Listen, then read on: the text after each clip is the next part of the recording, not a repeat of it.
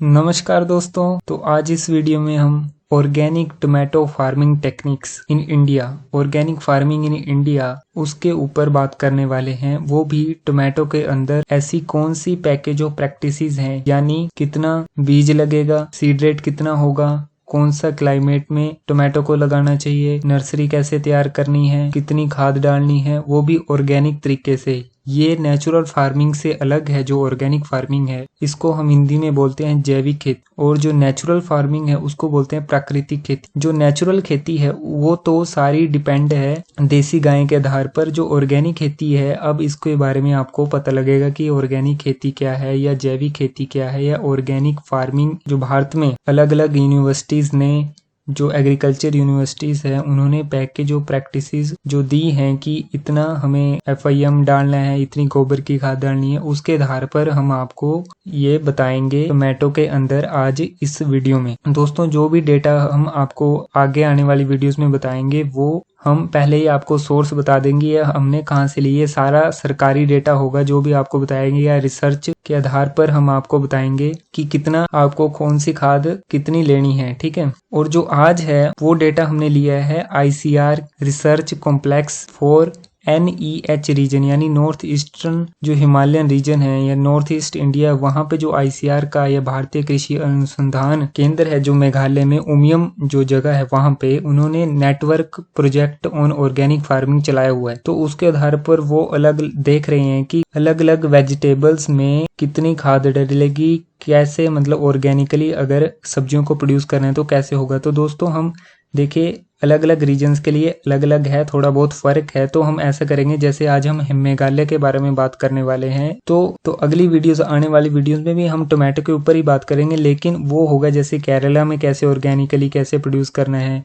या हिमाचल में कैसे टोमेटो को ऑर्गेनिकली प्रोड्यूस करना है। उनके सारे अलग पैकेज ऑफ प्रैक्टिसेस हैं। आपने क्या करना है कि इन सभी वीडियोस को देखना है, जिससे कि आपको एक ओवरऑल सारे डेटा के हिसाब से जैसा आपको ठीक लगे वो वैसा अपनी खेती आप ऑर्गेनिकली कर सकते हैं टोमेटो की। तो आज हमारी ये फर्स्ट वीडियो है टोमेटो के ऊपर, how to produce organically tomato या how to do tomato farming organically Bharat में। तो दोस्तों स्टार्ट करते हैं, बने रहिए हमारे साथ। ये वीडियो सीरीज अब लंबी चलेगी, जैसी आपकी इच्छा थी वैसे ही अब वीडियोस आने वाली हैं। दोस्तों, जो टोमेटो है वो उसका वैज्ञानिक नाम है लाइकोपर्सिकोन एस्क्यूलेंटम, ये इसका साइंटिफिक नेम है। और ये जो क्रॉप है बहुत ही न्यूट्रिशियस क्रॉप है, और इसका पूरी दुनिया में काफी ये पॉपुलर एक वेजिटेबल है। इसका इस्तेमाल सब्जी के रूप में, सलाद के रूप में, पिकल में इस्तेमाल होता है, सूप में, केचप में, सॉस में, और भी कई तरह के इसके इस्तेमाल हैं। और ये अच्छा सोर्स है विटामिन A, B, C का। ये तो थोड़ी सी इंट्रोडक्शन होगी टोमेटो की, ठीक है।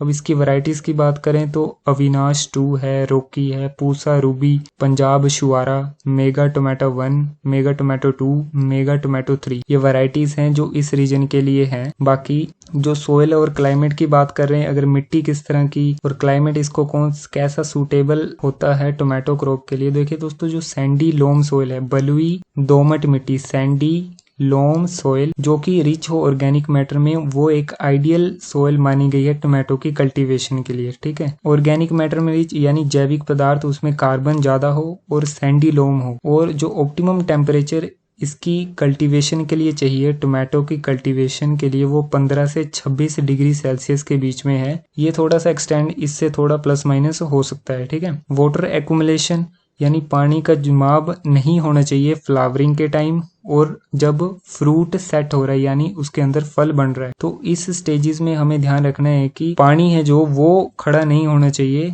जिससे कि जो उत्पादन है उसमें काफी फर्क पड़ता है अगर ऐसा होगा। क्लाइमेट देखिए, ये वार्म सीजन क्रॉप है, जो टोमेटो एक वार्म सीजन क्रॉप है, और इसको 15 से 26 डिग्री सेल्सियस टेम्परेचर चाहिए, जैसा कि हमने बात कर ली। अब लैंड प्रेपरेशन की बात करें तो लैंड देखिए फाइन टिल्थ होनी चाहिए, बारीक हो जानी चाहिए मिट्टी, अच्छी तरह से उसको प्लोइंग कर दीजिए, अच्छी तरह से उसकी, जैसे रोटावेटर से कर दिए या पावर टिलर से कर दीजिए या स्पेड से कर दीजिए, ठीक है। अब बीज कितना लेना है, सीड रेट की बात करें तो वो थोड़ा वेरी करता है कि सीड की वायबिलिटी कितनी है, कि अगर आपने 100 बीज लगाए तो उसमें से कितने जर्मिनेट हो रहे हैं, उसके ऊपर डिपेंड करता है। तो अगर अच्छा बीज है तो 400 से 500 ग्राम प्रति हेक्टेयर काफी होता है और ये नॉर्मल बीज की बात है, हाइब्रिड की नहीं है। हाइब्रिड इससे कम लगता है, ठीक है। और टाइम ऑफ नर्सरी सोइंग का टाइम अगर हिल्स में बात करें, मेघालय की हिल्स में, तो ये दिसंबर से जनवरी के बीच में है, ठीक है। और आपको क्लाइमेट तो बता दिया है कि वार्म सीजन क्रॉप है, तो उसी हिसाब से ये मई जून में भी लग सकता है, नवंबर दिसंबर में भी इसकी सोइंग होती है। रीजन के हिसाब से ये अलग अलग होता है, ठीक है। तो आपको क्लाइमेट बता दिया, इसको 15 से 26 या 28 डिग्री सेल्सियस तक चाहिए, उस हिसाब से आप इसकी सोइंग कर सकते हैं। सोइंग यानी इसका बुआई कर सकते हैं। नर्सरी रेजिंग की बात करें, अब इसको पहले नर्सरी रेज करनी पड़ती है, डायरेक्ट हम इसको बीज नहीं लगा सकते क्योंकि बीज बहुत ज्यादा बारीक होते हैं। तो पहले अगर नर्सरी रेज करनी है यानी इसकी पौधशाला पहले हमें तैयार करनी पड़ेगी। तो पौधशाला में क्या करना है कि पहले हमने 30 दिनों तक जो बीज हैं उसके सीडलिंग्स तैयार करने हैं, फिर उसको जो 30 दिन पुराने जो पौधे हो जाएंगे तो उसके बाद उनको ट्रांसप्लांट करना है, यानी उसकी रोपाई करनी है मुख्य खेत में, मेन फील्ड में। तो एरिया जो अगर 1 हेक्टेयर में हमने टमाटर लगाने हैं तो उसमें 100 मीटर स्क्वायर का एरिया चाहिए नर्सरी के लिए, ठीक है। और जो बीज लगाने हैं वो हमने रेज्ड सीड बेड के ऊपर लगाने हैं, यानी बेड के ऊपर हमें नर्सरी सोइंग करनी है। वो भी अब उसकी जो बेड है उसकी चौड़ाई होनी चाहिए 90 से 100 सेंटीमीटर के बीच में, और उसकी लेंथ अपने हिसाब से आप रख सकते हैं, ठीक है। अब इसमें हमें खाद भी ऐड करनी पड़ेगी। जो खाद ऐड करेंगे हम वो होगी 100 किलो FYM हमने इस्तेमाल करनी है, और उसके अंदर 1 किलोग्राम हमने ट्राइकोडर्मा इस्तेमाल करना है। ये एक फंगस है जो कि टमाटर के जब नर्सरी होती है तो उसमें एक डिजीज आती है जिसको बोलते हैं डैम्पिंग ऑफ या कमर तोड़ डिजीज आती है। तो उसको वो ना आए तो उसके लिए हमें ट्राइकोडर्मा जो कि एक फंगस है, जो कि डैम्पिंग ऑफ जो बीमारी है जो कि एक फंगस कोज करती है, उसको नहीं होने देती ये वाली फंगस जो है ट्राइकोडर्मा। तो इसको 1 किलोग्राम हमने FYM या जिसको बोलते हैं कि अच्छी से तैयार हुई जो गोबर खाद है 100 किलो वो लेनी है, उसमें 1 किलोग्राम ट्राइकोडर्मा और उसमें 10 किलोग्राम नीम केक का भी इस्तेमाल करना है। और इसको हमने शेड के अंदर पानी, इन तीनों चीजों को मिक्स करके हमने शेड में रखना है, ठीक है। और उसके बाद फिर हमने इसको मिक्स कर देना है नर्सरी बेड में। फिर आई सीड्स की बारी, ठीक है। सीड्स जो हमने सो करने हैं वो लाइन में सो करने हैं, और हर एक लाइन के बीच में दूरी 10 सेंटीमीटर रहनी चाहिए। और जब सीड को कवर करेंगे तो उसमें हमने जो छानी हुई FYM है या गोबर की खाद है और साथ में जो रेता है उसको उसके ऊपर उससे ढक देना है, ठीक है, जिससे कि सीडलिंग्स को निकलने में कोई दिक्कत ना हो, बीज को स्प्राउट करने में कोई दिक्कत ना हो, ठीक है। और जब हमने सीड को भी कवर कर दिया फिर उसके बाद हमने नर्सरी बेड को कवर कर देना है, या सूखे घास से या पैडी का जो स्ट्रॉ होता है यानी जिसको पराली बोलते हैं उससे हम कवर कर सकते हैं, या पॉलीथीन से कवर कर सकते हैं 3 से 5 दिनों तक, जिससे जब तक कि अर्ली जर्मिनेशन सीड्स की नहीं हुई। उसके बाद क्या करना है, बेड्स को हमने इरिगेट कर देना है पानी के साथ, और लाइट इरिगेशन देनी है सुबह और शाम जब तक कि जर्मिनेट अच्छी तरह से बीज नहीं हो गए। और जो कवरिंग है उसको हमने फिर जब बीज स्प्राउट कर गए यानी उनका अंकुरण आ गया बीजों का, तो उसके बाद हमने उनको इमीडिएटली रिमूव कर देना है। इसके बाद हमने पानी का ध्यान रखना है कि पानी हमने वेदर कंडीशंस के हिसाब से नर्सरी को देते रहना है जब तक कि हमारी नर्सरी 30 दिनों तक हमारे पौधे नहीं तैयार हो गए, 30 दिनों के बाद ट्रांसप्लांटिंग के लायक नहीं हो गए, उस समय तक हमें प्रॉपर इरिगेशन को मेंटेन करना है, ठीक है। अभी हो गए नर्सरी तैयार होने के बाद जब ट्रांसप्लांटिंग की बात आएगी तो 30 से 35 दिनों की जो पौधे होंगे हमने उसको ट्रांसप्लांटिंग करना है टेम्परेचर के हिसाब से, ठीक है। और जो हमने स्पेसिंग रखनी है सीडलिंग्स के बीच में वो 50 बाय 50 सेंटीमीटर की रखनी है। और हर एक जब हम पौधा लगाएंगे तो उसमें नीम केक डस्ट, जो नीम केक है या खली है, नीम की खली है, उसकी जो डस्ट है या पाउडर बोलो आप, नीम पाउडर, वो हर एक हील पे जब हर एक पौधे जब हम ट्रांसप्लांटिंग कर रहे होंगे तो उसमें 4 से 5 ग्राम हर एक पौधे की जहां पे लगाना है वहां पे छिड़क देना है, ताकि जो कैटरपिलर और कट वर्म आते हैं वो ना आ सकें। और जो प्लांटिंग हमने करनी है वो करनी है या तो आफ्टरनून यानी इवनिंग के टाइम में करनी है, या रेनी डेज के टाइम करनी है, क्लाउडी डेज के टाइम बेटर रहती है, जिससे मतलब पौधा सूखे ना। फिर ट्रांसप्लांटिंग के दौरान अगर मतलब कोई रेनफॉल नहीं है उस दिन तो हमें एकदम से इरिगेशन कर देनी है ट्रांसप्लांटिंग के बाद, ठीक है। अब ये तो आगे ट्रांसप्लांटिंग कैसे करनी है। अब मैन्योरिंग की बात करें कि जो मेन फील्ड में हमें खाद कैसे देनी है जब शुरुआती उसमें जो खेत तैयार करेंगे, तो अगर आपकी सोइल एसिडिक है, सोइल एसिडिटी है यानी उसका pH है जो वो 7 से कम है यानी 5 से कम है तो 500 किलोग्राम आप चूना इस्तेमाल कर सकते हैं प्रति हेक्टेयर। ठीक है, उसको मिट्टी में मिक्स कर देना है ट्रांसप्लांटिंग के या रोपाई के 15 दिन पहले। और बाकी जो दूसरे नॉर्मल हम बात करें तो FYM हम डाल सकते हैं 15 टन प्रति हेक्टेयर बेसल डोज। ठीक है, इतनी हमने बेसल डोज के रूप में FYM यूज करनी है, यानी मतलब रोपाई के पहले जो खेत में जो गोबर खाद मिक्स करनी है वो है 15 टन प्रति हेक्टेयर। और उसके साथ साथ उसमें हमने ट्राइकोडर्मा भी डालना है और PGPR मिक्स 1 यानी प्लांट ग्रोथ प्रोमोटिंग राइजो बैक्टीरिया PGPR मिक्स 1 ये भी डालना है। वो कितना डालना है, 2.5 किलोग्राम प्रति हेक्टेयर इसके अंदर मिक्स कर देना है। 15 टन गोबर खाद होगी और उसमें ट्राइकोडर्मा और PGPR हर एक को 2.5 किलोग्राम प्रति हेक्टेयर इसको मिक्स कर देना और इसको 15 दिनों के लिए शेड में रखना है। ठीक है, उसके बाद हम इसको इस्तेमाल कर सकते हैं खेतों के अंदर। और स्यूडोमोनास भी हमने अप्लाई करना है ट्रांसप्लांटिंग के दौरान। और या फिर हम ऐसा कर सकते हैं कि इंटीग्रेटेड एप्लीकेशन कर सकते हैं 10 टन FYM या फार्म यार्ड मैन्योर जिसको बोलते हैं, गोबर खाद बोलते हैं जिसको, अच्छी तरह गली हुई गोबर खाद, और इसके साथ में 5 टन वर्मी कंपोस्ट और इसके साथ नीम केक 250 किलोग्राम प्रति हेक्टेयर और रॉक फोस्फेट 150 किलोग्राम 150 किलोग्राम प्रति हेक्टेयर। ये रेकमेंडेड है अच्छी ग्रोथ और मतलब आने वाले सालों में आपकी मतलब प्रोडक्शन घटे ना, इसलिए सस्टेनेबल प्रोडक्शन को बनाए रखने के लिए ये रेकमेंडेड है इंटीग्रेटेड एप्लीकेशन। अगर आपके साथ 10 ton FYM 5 ton vermicompost और उसके साथ में 250 किलोग्राम नीम केक और साथ में 150 किलोग्राम रॉक फोस्फेट प्रति हेक्टेयर है। ठीक है, फॉस्फोरस की एफिशिएंसी को बढ़ाने के लिए मतलब फॉस्फोरस की कोई कमी ना हो तो रॉक फोस्फेट अप्लाई किया जाता है ट्रांसप्लांटिंग के पहले 150 किलोग्राम प्रति हेक्टेयर। और हाँ, जब आप ट्रांसप्लांटिंग कर रहे होंगे तो आपको रूट्स को डिप करना है 2% स्यूडोमोनास सोल्यूशन में या फिर 2% यानी 2 ml इन 100 ml वाटर, और या फिर PGPR मिक्स 1 उसको इस्तेमाल करना है हमने उस सोल्यूशन का रूट्स को डिप करने में। अब इन सारी चीजों का फायदा क्या है कि ये जो PGPR मिक्स है ये है प्लांट ग्रोथ, इसके नाम से पता लग रहा है, इसकी फुल फॉर्म से प्लांट ग्रोथ प्रोमोटिंग राइजो बैक्टीरिया, यानी जड़ों में रहने वाला वो बैक्टीरिया जो प्लांट की ग्रोथ को प्रमोट करता है। ठीक है, और ये स्यूडोमोनास स्पीशीज है ये भी इसी तरह का, इसमें ये फॉस्फोरस की अवेलेबिलिटी को बढ़ाता है, उसकी मोबिलाइजिंग फॉस्फेट सोल्युबलाइजिंग बैक्टीरिया की तरह काम करता है। PSB है ये जो स्यूडोमोनास है, तो इसके लिए हमने रूट्स को डिप करना है। अब ये कहाँ पे मिलेंगे आपको डिस्क्रिप्शन में नीचे बता दिया जाएगा। वीड मैनेजमेंट की बात करें तो ओवरऑल फसल की पूरी ड्यूरेशन में हमें 2 वीडिंग करनी है, 2 बार निराई गुड़ाई करनी है ताकि ऑप्टिमम ग्रोथ और यील्ड हमें टोमेटो की मिल सके। और ये तो हो गई बेसल डोज में आपने न्यूट्रिएंट मैनेजमेंट, एक तो जब ट्रांसप्लांटिंग के पहले जो खेत में मिक्स करनी है वो वाली FYM होगी। अब दूसरा होता है कि टॉप ड्रेसिंग, जब फसल हमारी खेत में है लगी हुई है, उसको लगाए हुए 20 या 30 दिन हो गए हैं, तो उसके बाद हमने टॉप ड्रेसिंग करनी है ऑर्गेनिक मैन्योर। अब क्या हो सकता है, अब ये जो टॉप ड्रेसिंग है,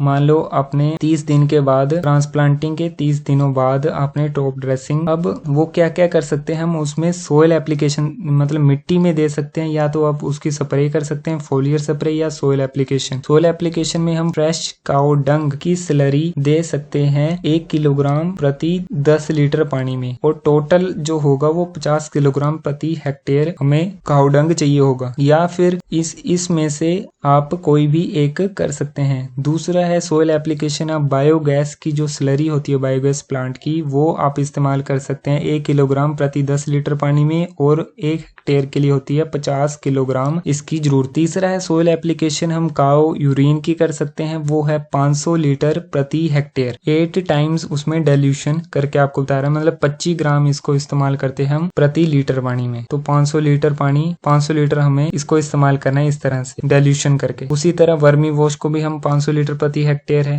8 टाइम्स डाइल्यूशन करके। और सोयल एप्लीकेशन पांचवा है, हम सोयल एप्लीकेशन कर सकते हैं वर्मी कंपोस्ट की या पोल्ट्री की या गोट मैन्योर की 1 टन प्रति हेक्टेयर, या फिर हम सोयल एप्लीकेशन कर सकते हैं ग्राउंड नट केक की, या ग्राउंड नट जिसको बोलते हैं जो मूंगफली होती है, मूंगफली उसका जो केक है उसकी खली है वो 1 किलोग्राम प्रति 10 लीटर पानी में और 50 किलोग्राम प्रति हेक्टेयर ये चाहिए। और एक 10 लीटर में हमने 1 किलोग्राम डालनी है। या फिर हम फोलियर स्प्रे कर सकते हैं काऊ डंग स्लरी की, वर्मी वॉश की या काऊ यूरिन की। ठीक है, ये तो हो गई टॉप ड्रेसिंग कैसे करनी है ऑर्गेनिक मैन्योर की। इन सारे ऑप्शंस में से आप जैसी आपको ठीक लगे वो आप कर सकते हैं। अभी तक हमने जान लिया है कि नर्सरी कैसे रेज करनी है, सीड रेट क्या रखना है, ट्रांसप्लांटिंग किस तरह से करनी है, स्पेसिंग हमने क्या रखनी है और मैन्योरिंग कैसे करनी है यानी खाद न्यूट्रिएंट मैनेजमेंट कैसे करनी है, चाहे वो बेसल डोज की हो चाहे वो टॉप ड्रेसिंग करनी हो खादों की। ठीक है, अब आई इरिगेशन की बारी। देखिए समर्स के दौरान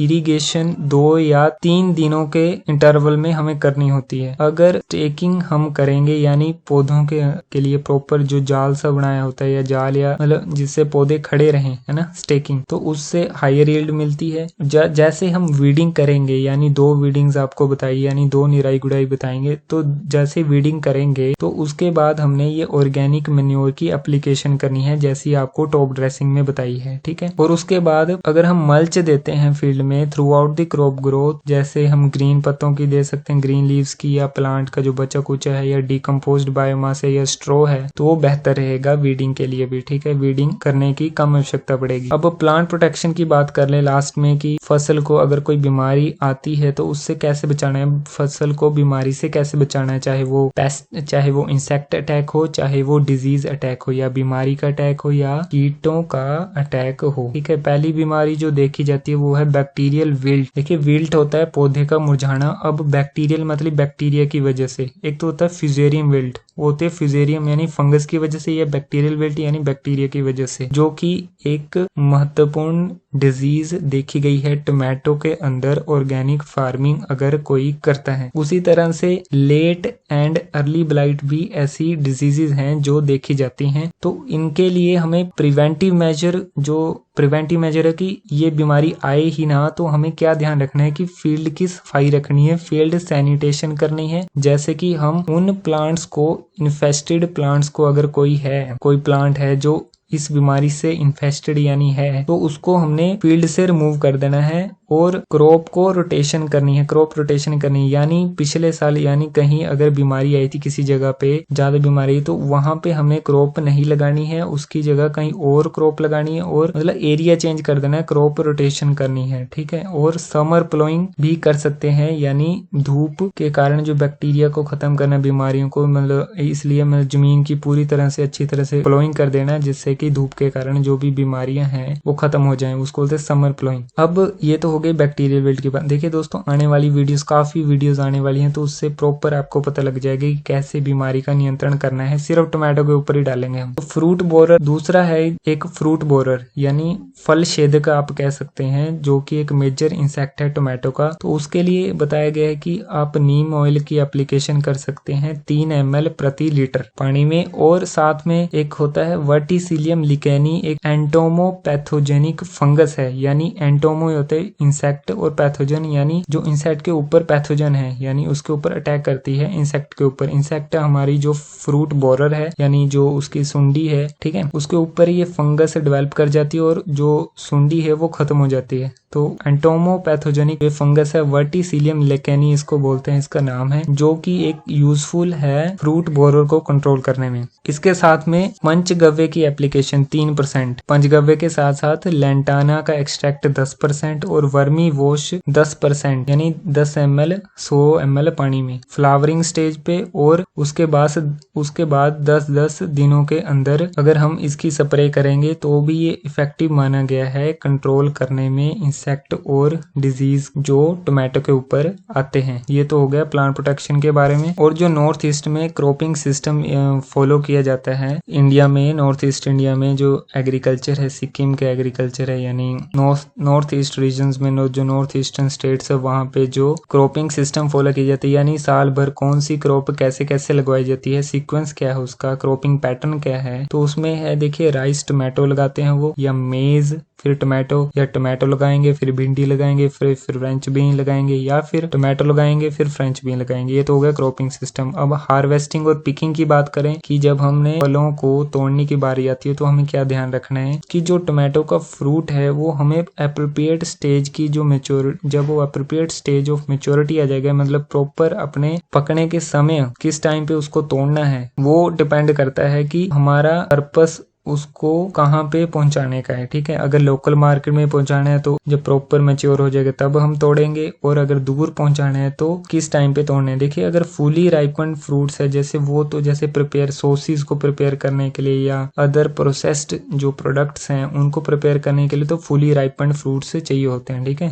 जो प्रॉपर लाल हो। लेकिन अगर आपने ट्रांसपोर्ट करना है टोमेटो को तो क्रॉप को हार्वेस्ट करना है आपने टर्निंग स्टेज पे, यानी जब वो उसका 1/4 जो हिस्सा है टमाटर का वो लाल हो चुका हो या पिंक हो, मतलब 1/4 सरफेस ब्लोजम एंड के ऊपर, वो भी ब्लोजम एंड हुआ जो एक एंड तो होता है जहां से फ्रूट अटैच है पौधे को, वो हो गया। उससे जो अपोजिट एंड है बिल्कुल उसको बोलते हैं ब्लोजम एंड। वहां पे अगर 1/4 हिस्सा पिंक है तो वो बोलते हैं टर्निंग स्टेज है, ब्रेकर स्टेज है। वहां पे आपको उसको हार्वेस्ट करना है उस समय पे, अगर आपने दूर कहीं उसको बेचना है, मार्केट करनी है उसकी। ठीक है, और जो यील्ड की बात करें कि कितना उपज आ जाती है टोमेटो के ऑर्गेनिक प्रोडक्शन सिस्टम में, वो है 20 से 25 टन प्रति हेक्टेयर। ठीक है दोस्तों, तो ये आ गया दोस्तों पहली package of practice tomato farming organically अगर हमने करनी है। आपने सारी वीडियोस देखनी है, ये पहली वीडियो है। आने वाले टाइम में और वीडियोस आएंगी टोमेटो के ऊपर, जिससे कि आपको एक टमाटर में आइडिया सा लग जाएगा कि इस तरह से अगर हम करेंगे तो ऑर्गेनिकली हम टोमेटो को प्रोड्यूस कर सकते हैं। सभी रीजन्स की आपने देखनी है। ठीक है, तो दोस्तों अगर आपका किसी भी तरह का सवाल है तो जरूर आप कमेंट कर दीजिए। बाकी फिलहाल इस वीडियो में इतना ही। नमस्कार।